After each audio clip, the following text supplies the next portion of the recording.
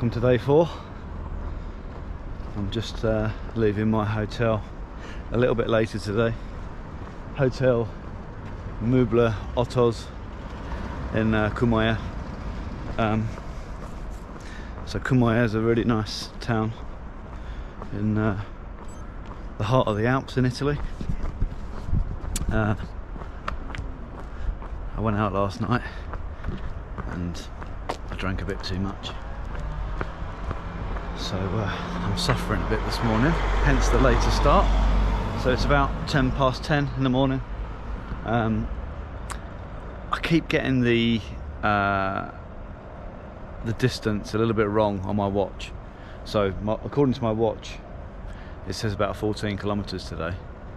It's probably going to be more, and apparently it's a big climb out of Courmayeur as well, on a dusty path. So the dusty path coming down into Courmayeur is pretty much what it's like going out as well. So it's a bit of a cooler day. The sun's hiding a little bit, so there's a bit of cloud. According to the weather forecast, it's going to rain later on, so hopefully I can make a bit of progress before it rains too much. So I'll check in a little bit later. So a top tip for food in Courmayeur is, when I went out for a drink last night, I went to a bar right in the heart of the city, the main street, and it's like by the church. So I ordered a bottle of Corona and they gave me like a whole board of snacks, and I had crisps, tortillas, like chips,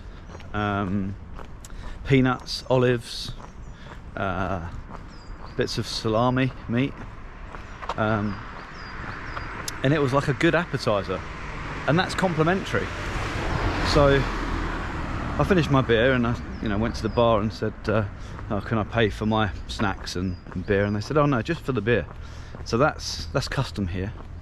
I then went to another bar, and the the treats were even bigger and better.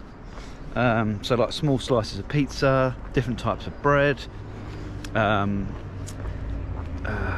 What else was there? Like, yeah, crisps again. So, you know, I filled myself up on the complimentary snacks. So it's really not necessary to go out and pay for a big meal if you're trying to save on a little bit of cash. However, there is some nice restaurants in town, you know, nice pizzerias and so on. So yeah, you can grab some good pizza and pasta if that's what you're looking for.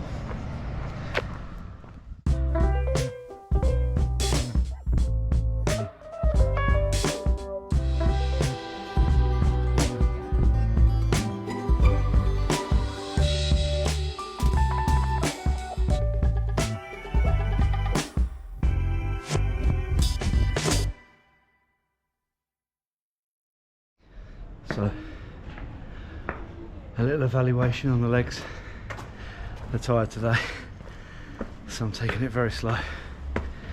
Last night I was wearing compression socks. Apparently they help with recovery.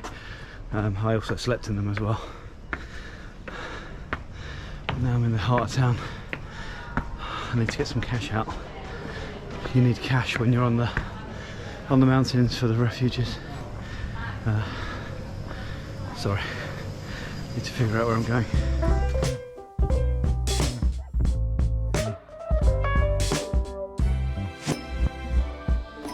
I'm just looking for a pharmacy to buy some hydration tablets because I've run out, and an ATM for some cash.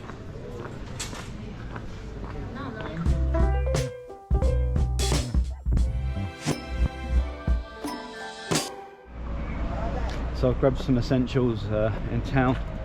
I've got a Total Energy Boost isotonic kind of gel, slow release.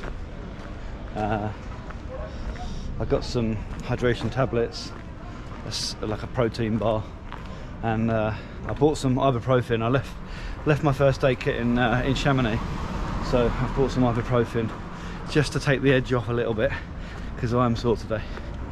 But I'm gonna start making my way to the path now and continue my journey up. I think from Courmayeur the sign says to Grand Col Forêt about 8 hours. I'm not quite going that far, so maybe 6 hours today. We'll see.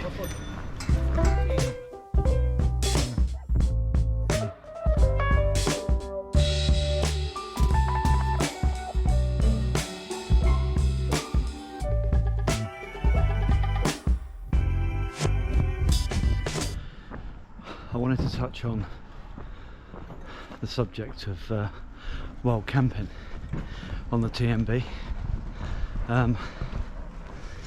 So my understanding is wild camping is forbidden in Switzerland and Italy. In France it's okay. However, I have met and seen quite a lot of people while camping next to refuges, so they use the refuge facilities, eating, drinking, showering, and then camp next door. But there are official campsites as well, of course. So there's campsites in Courmayeur, for example.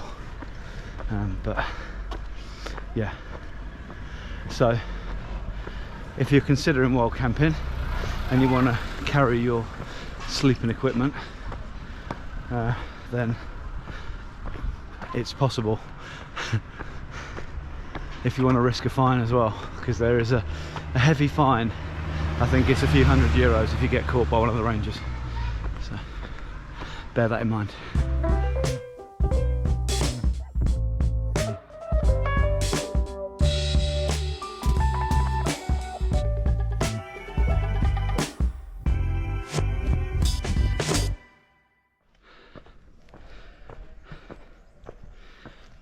I've met a lot of people on the trail now, all different abilities, young, old. You know, I've seen families with kids. So if you are considering doing the TMB, I would recommend consider how far you want to travel every day. You probably will surprise yourself how far your legs will carry you. I certainly have.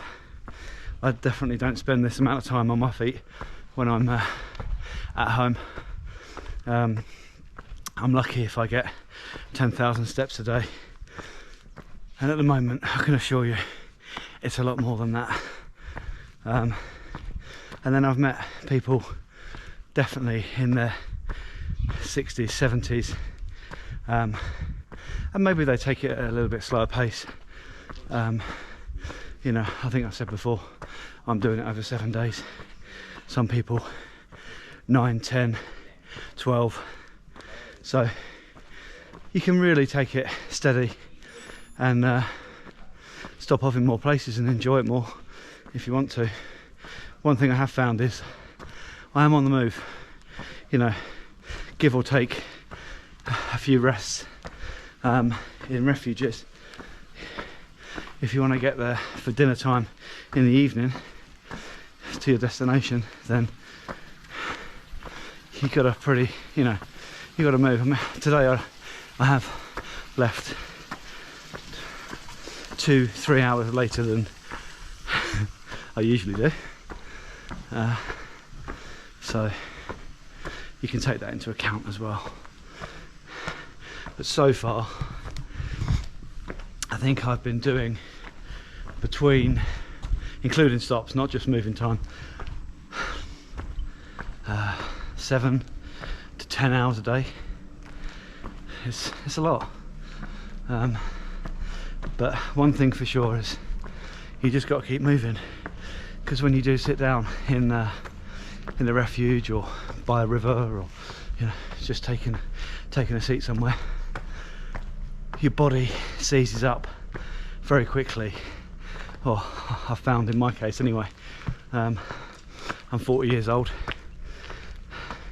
The people that I was doing the section with yesterday were late 20s, early 30s. But I assure you, everyone feels the pain, because I've met young 21-year-olds that are doing it a lot slower, and they can feel niggles as well. So I cannot recommend enough to prepare yourself as well as you can. Get in the gym, get on the stepper, strengthen up your legs, you know, work your heart, go running, go cycling, just walk as much as you can. It all helps in the preparation.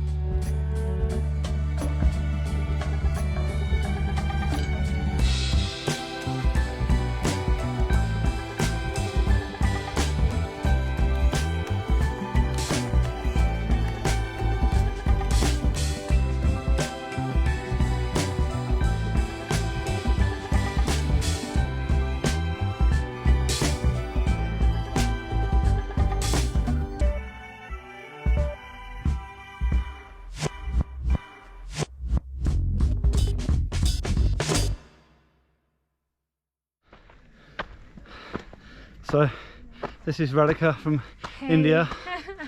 Awkward. We met on the first day. Where was it actually? When we descended down after the called the Tricort, called the I don't know. One of the coals. Yeah. And yeah, and then we meet again. So we just got to the top of the ascent out of Courmayeur. It's a nice and cloudy day, so it's very cool. I think the rain is still forecast for later, and we're going to stop at the refuge for a rest, I think. But in the meantime, we're going to have a look at this view down at the valley.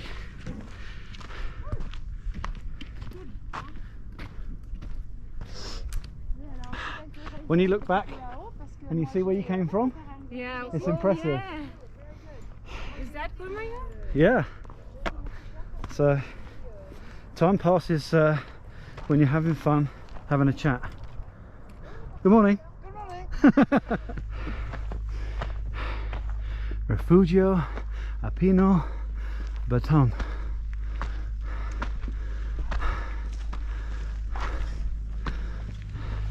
So just left the refuge Baton with Radhika. We had some coffee, cake, and the rain has started, so the storm's come in. Hopefully it doesn't carry on for too long. This will be like the first rain I've ever experienced properly. It looks pretty cloudy, so we'll see.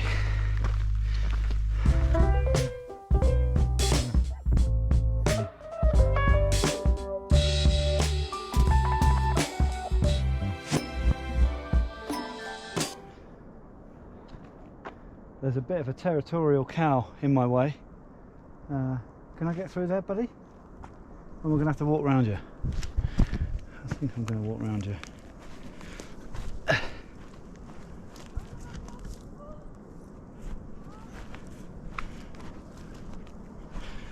think Mum's coming to get me.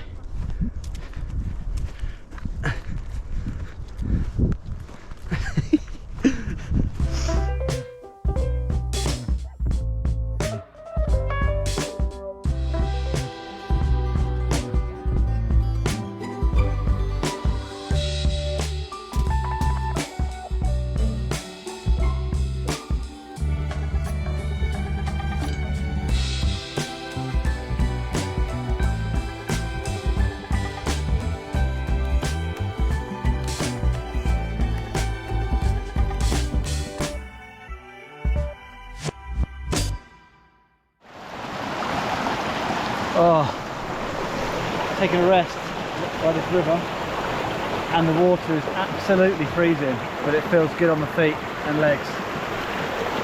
Yeah. Woo. I just took a bit of a rest by the river, and it was absolutely glorious. The feet are thanking me now. Bit of ice water therapy. Anyway, I'm coming off the trail, and I'm heading to a little village, I think, called Lavachey. So I've got to drop down into the village, and then I'll join the trail again tomorrow. So it's, I don't know, like 10 to 3 in the afternoon. It's been a good day.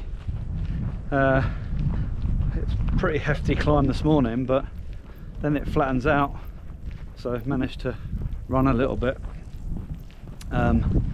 Yeah, giving me enough time to have a nice rest, and then I think I'm going to arrive at my hotel relatively early, so have a nice relaxing afternoon, evening in the little Italian village. So I'll check back in later. So I've just ascended down into a valley, which is slightly off the path, and I'm making my way up to Lavachey. And on the path on the way down, I met a guy called Andrew from Oxford, and we got chatting. Really nice chap. Really into his sort of long distance overnight walking.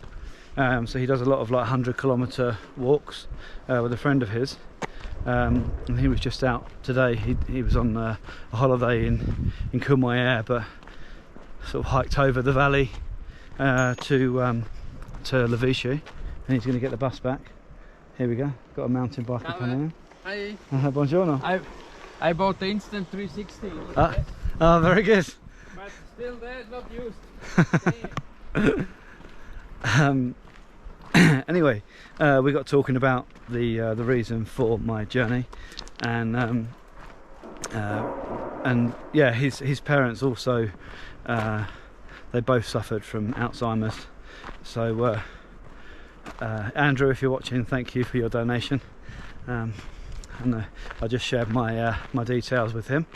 And then I encouraged him to do the TMB in the future, because he's a very avid walker.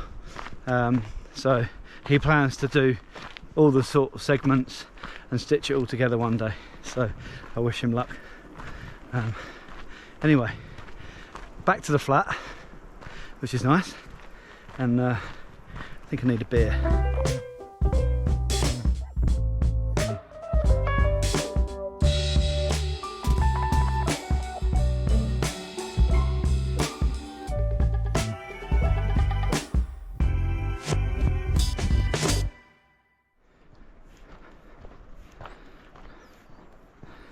Just coming up to my hotel for tonight.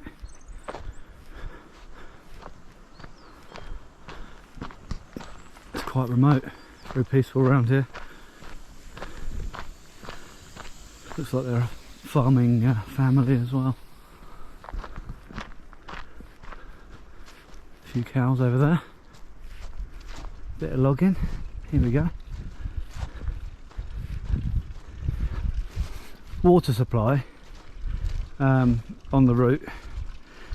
What I would say is don't carry too much water. I'm carrying 2 soft flasks that are 500 ml each, and you quite often come across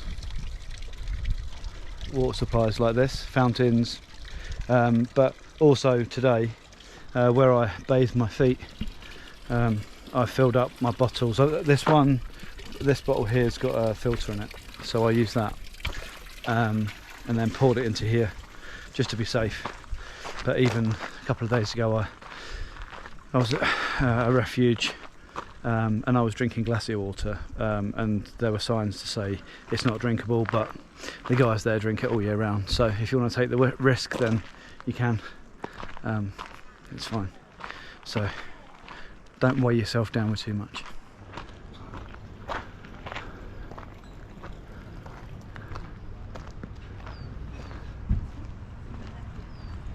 Ah.